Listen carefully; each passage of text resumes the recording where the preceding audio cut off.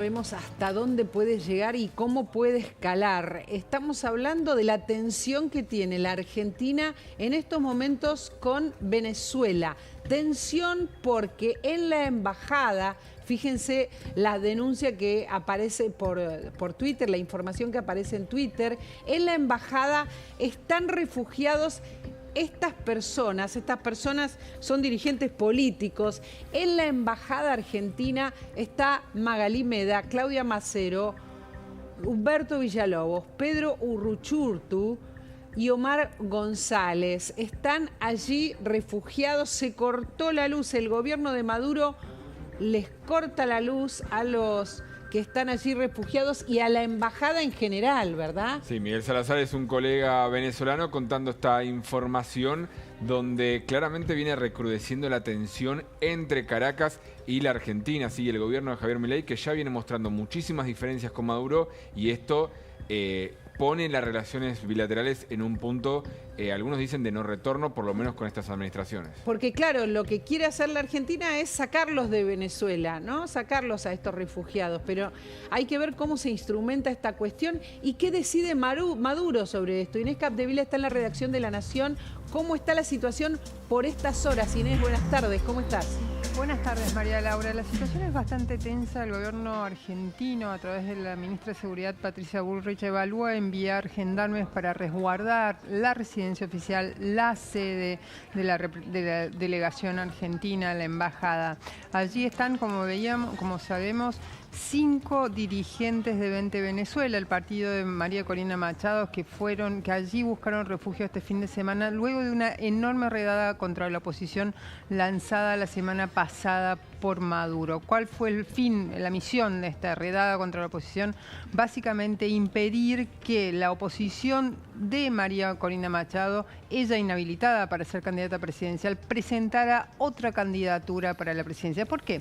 Porque básicamente Maduro lleva todas las de perder para el 28 de julio de este año, que son las elecciones presidenciales, y lo que está haciendo es apartar a cualquier candidato que pueda llegar a quitarle la presidencia. Ahora, ¿qué pasa con el resto de las naciones, no? Porque ahora Maduro está perdiendo los apoyos.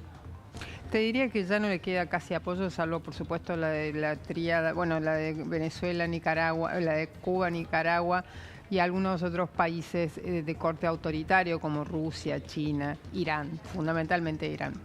O sea que ya no tiene el apoyo de ningún otro dirigente de la región que no sea de Venezuela o de Nicaragua. Hasta ahora Brasil y Colombia se habían erguido como aliados de Maduro. Sí. ¿Por qué? Petro, cuando asumió prácticamente hace 2 años, lo que trató de hacer es de hacer que Maduro se reinsertara en el sistema formal latinoamericano, en la diplomacia latinoamericana, una especie de lavada de cara de Maduro. Obviamente que lo que los une, hay un lazo ideológico detrás de ello. Lo mismo sucedió con Lula cuando asumió hace un año y ya varios meses, 3 meses.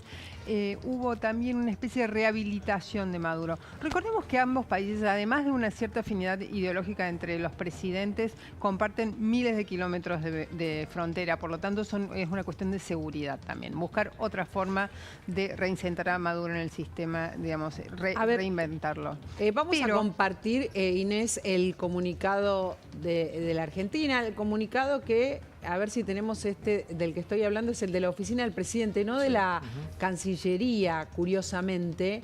Hay un comunicado oficial, ahí lo estamos viendo, que habla de esta situación, ¿no? Sí, habla de esta situación, apela a la Convención de Viena, así en su artículo 22, para de alguna manera poner en alerta las relaciones diplomáticas y denunciando todo lo que vienen denunciando las autoridades argentinas en Venezuela y los diputados que están dentro de la embajada, que hablan directamente que tienen registros de camionetas estatales o paraestatales sacando los fusibles de la electricidad. Es decir, no es que hubo un corte en el barrio donde está la embajada ahí en Caracas y por eso se quedaron sin luz, que específicamente notaron que lo que buscan es el asedio a la embajada, dejarlos sin recursos, dejarlos sin víveres y en este caso dejarlos sin electricidad. ¿Y cómo sigue esto? A ver si alguno puede ver el norte, ¿no? Están estas 6 personas, hay una decisión de Maduro de impedirlo en principio, pero puede llegar a abrirse un canal para que puedan salir del país. supuesto que en este momento la diplomacia está abierta y tratando de negociar una salida de los 5 o 6 dirigentes políticos que están en la embajada. Eso depende de cuánta voluntad muestre el régimen de Maduro, María Laura, si finalmente les otorga un salvoconducto o no. Verdaderamente es muy difícil de confiar en la palabra de Maduro. Cada vez que se compromete con algo, no pasa mucho tiempo hasta que rompe su propia palabra. Por lo tanto, hoy cualquier negociación tiene que tratar de prever eso. Por lo tanto, en tanto y en cuanto esos dirigentes políticos estén allí, hay un enorme problema de seguridad. La protección de la sede de la residencia oficial y de la sede de la embajada. El tema es la falta de seguridad de esos dos lugares y fundamentalmente que están siendo resguardadas hoy por efectivos de seguridad de las fuerzas de seguridad venezolanas. Un dato más para tener en cuenta, había órdenes de captura, de detención para estos diputados. Eso lo que te marca es lo mismo que pasaba y recién Inés hablaba de Nicaragua, hablaba de Rusia. Los dos gobiernos de esos países hicieron lo mismo lo que está haciendo Maduro ahora, proscribir a los que querían presentarse en las elecciones, lo hizo con Corina Machado, lo hizo ahora también con una filósofa que quieren que sea la candidata ahí en Venezuela de la oposición, lo hizo Putin incluso con denuncias, en este caso mucho más severas, y lo hizo en su momento también Ortega en Nicaragua. Es el mismo modus operandi.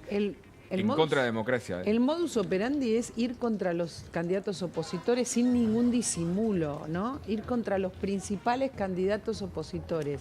Sí. Parece una locura, ¿no? Pero además secuestrarlos, sacarlos de la competencia electoral, en fin, usar todos los elementos para no tener que competir con ellos, Inés.